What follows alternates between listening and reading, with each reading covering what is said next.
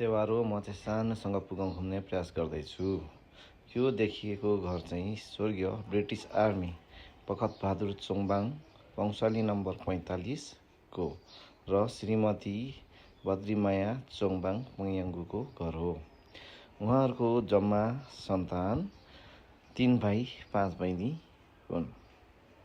उहाँहरू सबै वंशावली नम्बर 46 र यो देखिएको घर चाहिँ कान्छा छोरा चन्द्र चोङबाङले बसोबास गर्नुहुन्छ र यो देखिएको घर चाहिँ जेठा छोरा पूर्ण बहादुर चोङबाङ वंशावली नम्बर 46 र श्रीमती हर्कमाया वन्याम चोङबाङको घर हो। उहाँहरूको जम्मा सन्तान 2 भाइ 1 बहिनी। तलियो देखिएको जङ्गल चाहिँ एउटा कुवा छ। यो कुवाको नाम चाहिँ सामाङचोके हो। अहिले गाउँमा धारा नहुँदा यो कुवामा सबै गाउँको मानिसहरू आएर पानी लाने गर्दथे, तर अहिले झाडी भएको छ। यो घर वरिपरि धेरै फुलहरू फुलिरहेको छ। आल्चा फलिरहेको छ। परिकको फुलहरू फुलिरहेको छ। सेतो फुल, बाह्रमासे कमलको फुल पनि फुलिरहेको छ। शान्त सुन्दर छ जग्गा। अनि यहाँबाट बाहिर निस्केपछि माथि बाँसको बोटको छेउमा एउटा देवीथान छ। त्यो देवीथानमा उधौलीमा पूजा गर्ने गरिन्छ।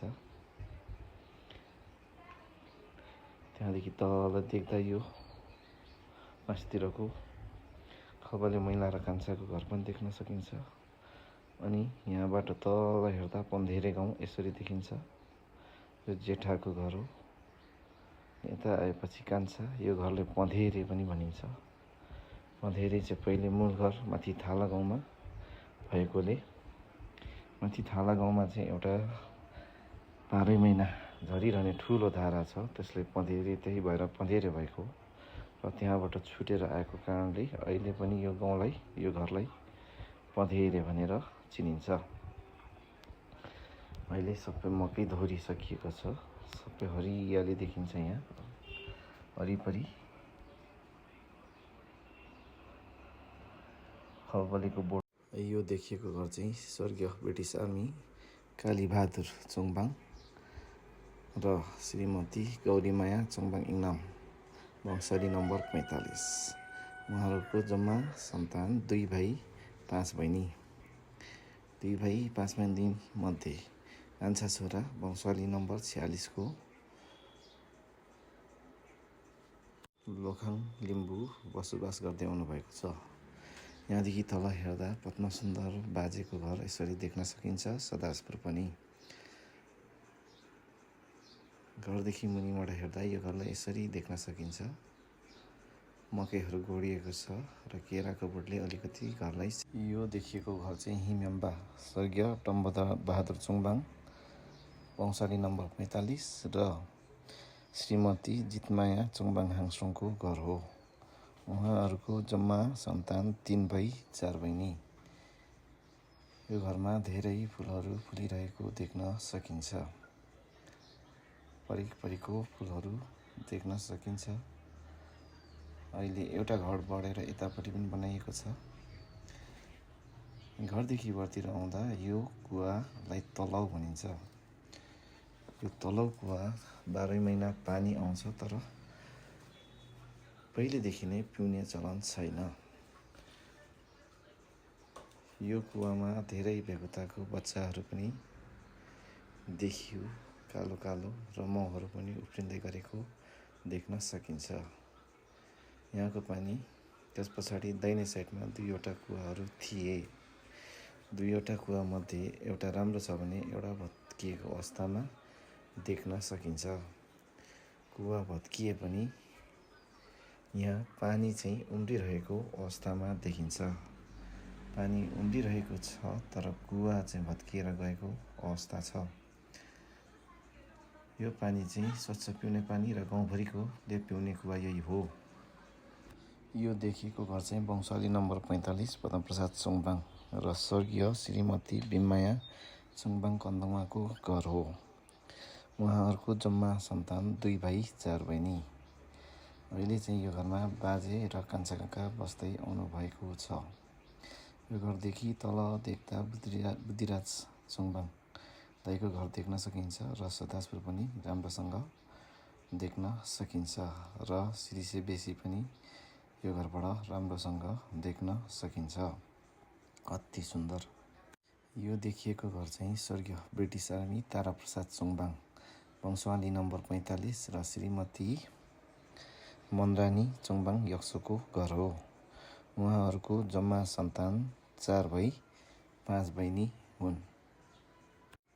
यो घरमा अहिले वंशावली 46 महिला छोरा र सैला छोराको श्रीमती बस्दै आउनु भएको छ। यो तल देखिएको नस्पातीको बोटमा चाहिँ स्वर्गीय वंशावली नम्बर 44 खड्कबहादुर चुङबाङ र इन्द्रकुमारी चुङबाङ आङभाङको घर थियो र अहिले नयाँ घर बनाइएको छ। यो घर नयाँ घर हो। उहाँहरूको जम्मा सन्तान 5 भाइ 3 बहिनी हुन्। यहाँ माथि देखिएको घर चाहिँ स्वर्गीय पोल्याङ चुङबाङको घर हो। त्यहाँ अहिले जङ्गल मात्र देख्न सकिन्छ। यो नयाँ देखिएको घर स्वर्गीय ब्रिटिस आर्मी पोल्याङ चुङबाङ र श्रीमती सुक्रानी सावाको घर हो। उहाँहरूको जम्मा सन्तान 3 भाइ 5 बहिनी हुन्। यीमध्ये यो महिलाले सम्हाल्नु भएको छ भने मूल घरमा कान्छा बस्नु भएको छ। त्यही घरको नजिक जति आधारभूत विद्यालय पनि छ। यो विद्यालयको अवस्था पनि यस्तो देख्न सकिन्छ। ग्राउन्डदेखि मुनि फुटबल ग्राउन्ड छ भने वरिपरि हरियाली छ अहिले। अनि यो स्थानदेखि हेर्दा हल्चाको बोट एउटा देख्न सकिन्छ र त्यहाँदेखि तल एउटा बरको बोट देख्न सकिन्छ। यसलाई याङबाद पनि भनिन्छ। यो पातलाई बिहे बर्खन्तमा पहिले टपडीको रूपमा प्रयोग गरिन्थ्यो।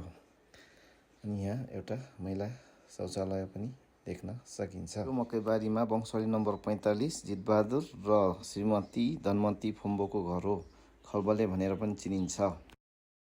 उहाँहरूको जम्मा सन्तान 3 भाइ 3 बहिनी। यो देखिएको घर चाहिँ उहाँको महिला छोरा नरबहादुर चुङबाङ र स्वर्गीय श्रीमती पद्मा पोमुको घर हो।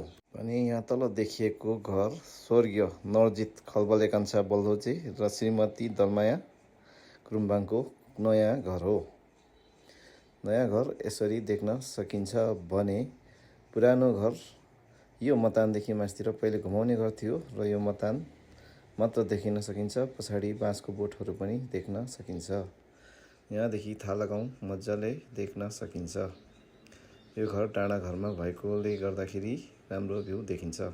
यो देखिएको घर चाहिँ स्वर्गीय इन्डियन आर्मी गोविन्द चुङबाङ र श्रीमती चन्द्रमाया पाइमको घर हो।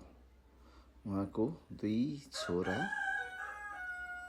र बजू हुनुहुन्छ। अहिले बाजेको फोटो यो देख्न सकिन्छ। यहाँ तल कुवा पनि त्यसै छ। दौरा चिर्नतिर जाउँ। पहिले गाउँघरतिर पुरा दौरा चिरेर डोकोमा बोकेर ल्याइन्थ्यो भने अहिले चाहिँ यसरी ट्र्याक्टरमा लोड गरेपछि घर घरमा पुग्न थालेको छ। हाम्रो सङ्गपु गाउँमा ट्र्याक्टरमा लोड गरेपछि यसरी घर घरमा पुग्छ। हेर्नुहोस्। अब यसरी ल्याएर आएपछि घरमा ठ्याक्कै यसरी थुपार्ने हो अनि मात्र चिर्ने हो। पहिले चिरेर बोक्ने चलन थियो।